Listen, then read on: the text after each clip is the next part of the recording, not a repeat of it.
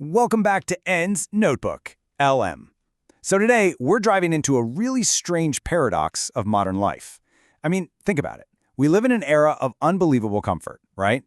Yet, at the same time, we're seeing record rates of anxiety, depression, and just this general feeling of being a bit lost. We have literally engineered hardship right out of our lives. We have temperature-controlled homes, food delivered to our doorsteps, you name it. But in doing all that, have we accidentally engineered away the very things that make us resilient and, well, happy? And the data, well, it's pretty alarming. The rise of what some are calling diseases of despair tracks almost perfectly with our increasingly comfortable lives. I mean, look at this. In just 2 decades, overdose deaths have more than tripled. Suicide rates are higher than ever. It's like the more we insulate ourselves from the outside world, the more fragile we become on the inside. So how did we get here? And more importantly, what can we do about it? Here's our game plan. First, we'll look at the comfort crisis itself. Then, we'll make the case for, you guessed it, discomfort. After that, we'll talk about rewilding your life, face the ultimate discomfort, and finally, see what's waiting for us beyond that comfort zone. All right, let's get right into it. Part 1, the crisis itself. This is all about how we kind of became addicted to making everything easy, and the strange side effects that came with it. The author Michael Easter talks about his own crisis, and for him, a big part of it was alcohol. It was his shield against, well, everything, any feeling of discomfort. And this isn't just about addiction, you know. It really gets at this deep human drive we all have to just avoid things that feel bad, a drive that's super easy to satisfy in our modern world. And you can see how this reflects a huge shift in the very nature of stress itself. For pretty much all of human history, stress was intense, but it was over quickly. You know, a lion attacks, you run, it's done. But today, our stress is this slow, constant drip. Deadlines, bills, traffic. Our ancient brain wiring just isn't built for that kind of chronic, psychological pressure.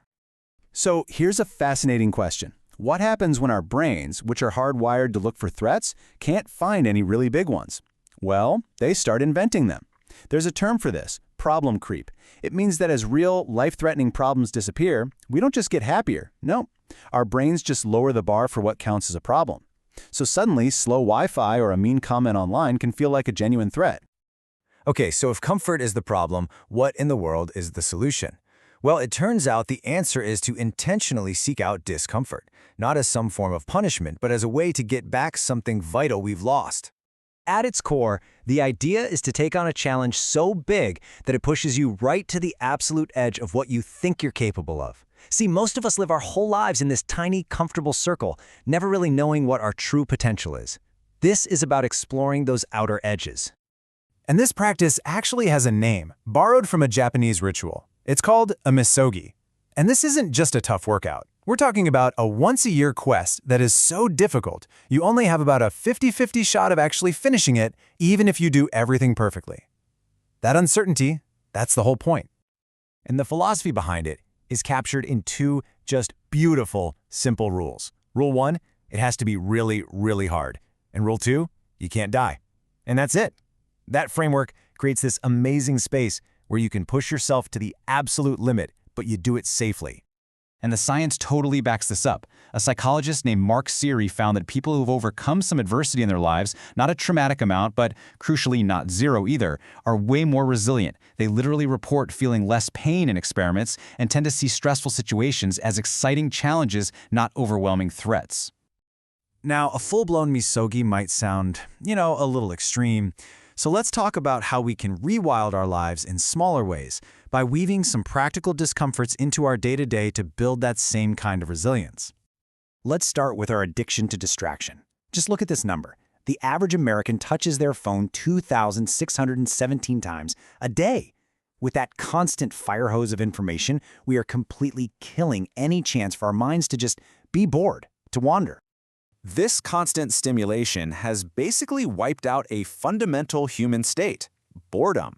For thousands and thousands of years, downtime was just part of life. But then came mass radio, then television, and in 2007, the iPhone delivered the final blow.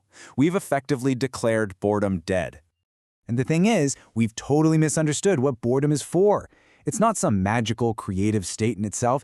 It's a signal. It's your brain screaming at you, hey, this is not engaging. Go find something that is. And when we short-circuit that signal with a quick doom scroll, we miss the chance to do something actually meaningful. Okay, the second practical discomfort is all about the physical. It's about relearning a movement that is fundamental to being human, carrying heavy things. For millions of years, our ability to just carry stuff, food, water, kids, was one of our biggest survival advantages. And special forces have known about this for decades. It's called rucking, just walking with a weighted backpack. The benefits are huge. It's a full-body workout that combines strength and cardio. It burns way more calories than just walking. It's great for your posture, and get this, it has a 6 times lower injury rate than running. Embracing boredom and carrying weight, those are powerful. But there is one discomfort that puts everything else into perspective. And that is confronting the reality that one day we are going to die. So, in the country of Bhutan, which is consistently ranked as one of the happiest places on Earth, they have a very different approach to life's one guarantee. They don't ignore death. They actually integrate the awareness of it right into their daily lives. Their secret is this radical idea: reframe your relationship with your own mortality. By acknowledging that the cliff is coming, as they say, they believe you start to see life more clearly. You prioritize what actually matters, and you live with a much deeper sense of purpose. They even have a specific practice for this. It's called metta tapa. And the whole idea is that when you truly see yourself as a dying person, all the trivial stuff, the greed, the anger, the silly anxieties of modern life, they just kind of fall away, and your focus shifts to what's truly essential. So what do we do with all this? What's the big takeaway here? Let's step beyond the comfort zone and bring this all together. Here's the bottom line. By strategically, intentionally reintroducing discomfort into our lives, we can fight back against this problem creep and effortless living. Now, this isn't about becoming some hardcore survivalist. It's just about making a conscious choice. And that leaves us with one really provocative question. What is just one comfort you'd be willing to sacrifice to get back a greater sense of purpose and resilience?